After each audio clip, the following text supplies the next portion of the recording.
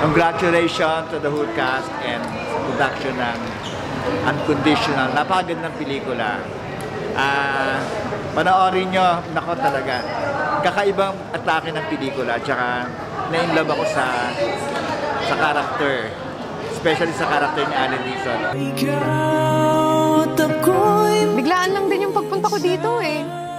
Parang I just felt so choked up. I needed air. Ikaw, ba't ka ba dito nag-relocate?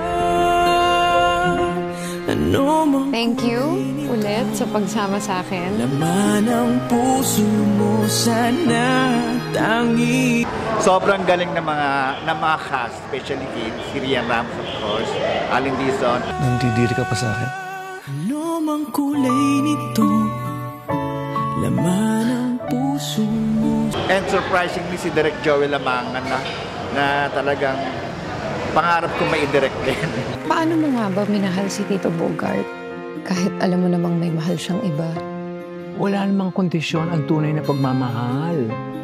Pagmahal mo siya, kahit sino pa siya, kahit ano pa siya. Sana panoorin yung pelikula. Naku, ang ganda-ganda ng pelikula.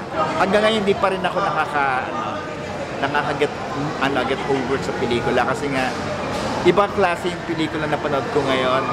Parang until nga, meron pang shocking pa ako. Na-shock pa ako na pwede pala yung gano'n.